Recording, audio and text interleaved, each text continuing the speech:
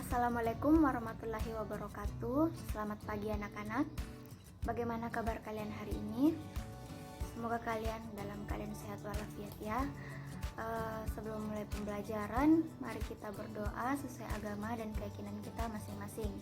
Berdoa dimulai. Selesai. Selanjutnya, Ibu mau mengecek kehadiran kalian dulu. Ada yang tidak hadir? Ya, Anissa, ada surat keterangannya. Oke, Anissa saja ya. Yang lain hadir semua?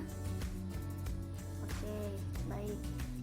Baik, sebelumnya Ibu akan membagi kalian ke dalam beberapa kelompok dulu ya. Setelah itu kalian duduk dengan kelompok kalian, kemudian Ibu menjelaskan materi, lalu selanjutnya Ibu akan memberikan kalian tugas. Oke, anak-anak, materi kita hari ini yaitu teks laporan percobaan. Mengapa kita harus mempelajari teks laporan?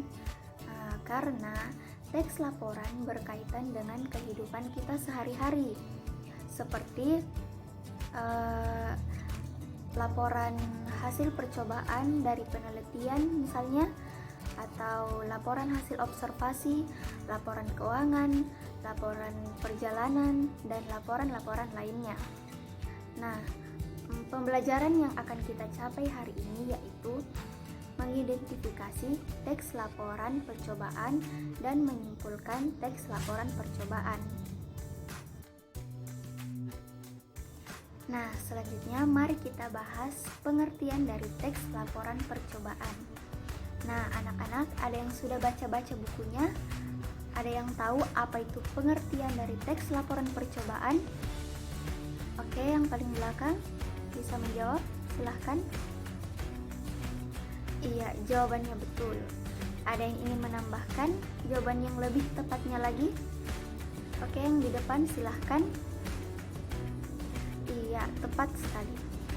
Nah, Ibu tambahkan sedikit ya. Sebelumnya, mari kita tahu apa itu percobaan. Nah, percobaan merupakan penyelidikan terencana untuk mendapatkan fakta baru untuk memperkuat atau menolak hasil percobaan yang telah dilakukan terdahulu. Jadi, teks laporan percobaan merupakan teks yang menyajikan informasi tentang suatu hal setelah melakukan percobaan. Nah, teks yang menyajikan informasi. Teks itu apa? Teks itu berupa tulisan. Nah, sedangkan informasi merupakan suatu hal yang penting. Jadi, teks yang disajikan merupakan hasil percobaan atau penyelidikan yang ditulis kembali dalam bentuk tulisan. Nah, itulah sebabnya mengapa teks laporan percobaan ini bersifat fakta, karena ia dilakukan karena teks laporan percobaan ini dilakukan setelah melakukan percobaan atau kata lainnya eksperimen. Jadi anak-anak sudah paham kan apa itu teks laporan percobaan? Tujuan dari teks laporan percobaan, untuk apa kita membuat teks laporan percobaan, untuk apa kita melakukan percobaan tersebut. Nah, yang pastinya untuk membuktikan suatu hal. Misalnya, kita ingin mengetahui manfaat dari lidah buaya. Apakah lidah buaya tersebut bermanfaat bagi manusia?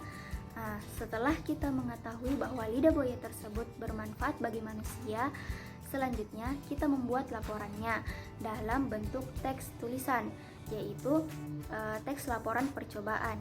Nah, teksnya ini yang bertujuan untuk memberikan informasi dari hasil penelitian lidah buaya yang telah dilakukan. Nah, itulah tujuan dari teks laporan percobaan.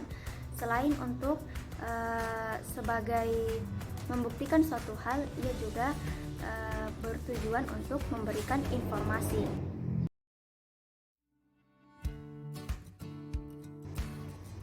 Objek teks laporan percobaan.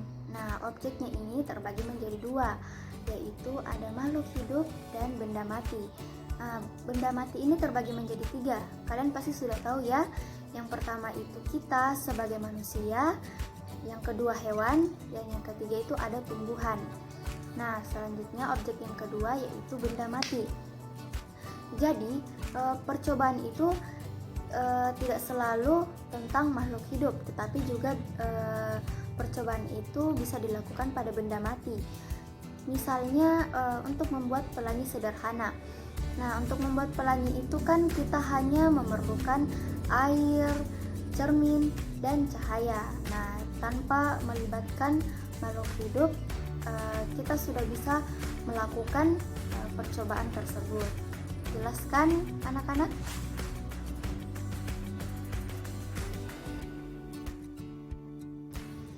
Selanjutnya, bagaimana cara mengidentifikasi informasi teks laporan percobaan? Ada 5 hal yang wajib kalian ketahui. Yang pertama, baca teksnya. Dalam pelajaran bahasa Indonesia, kita memang harus sering-sering mengaplikasikan keterampilan membaca. Nah, hal yang pertama yang dilakukan yaitu baca teks laporan tersebut. Kemudian yang kedua, menentukan objek percobaan. Apakah objeknya berupa benda mati atau benda hidup. Nah, yang ketiga, menentukan tujuan percobaan. Apakah si penulis ini membuat laporan percobaannya dengan tujuan apa? Nah, yang selanjutnya yang keempat, menentukan alat atau bahan yang dipakai. Jika penulis menuliskan alat atau bahannya, maka kalian wajib mencantumkan alat bahan yang dipakai dalam percobaan tersebut. Kemudian yang terakhir, mencari hasil percobaan. Apakah percobaan tersebut berhasil atau gagal? Nah, baik anak-anak, ketika kalian telah mengaplikasikan 5 poin tersebut, maka kalian sudah bisa mengidentifikasi informasi teks laporan percobaan.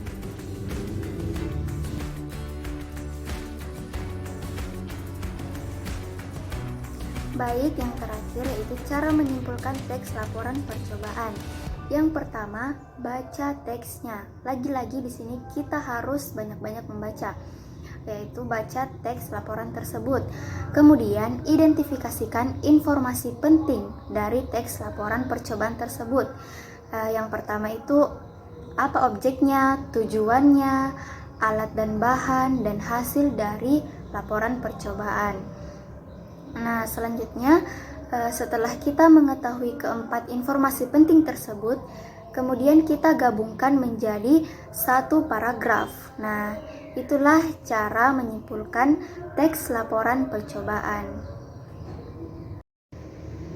Baik, selanjutnya Ibu akan membagikan kalian teks laporan percobaan.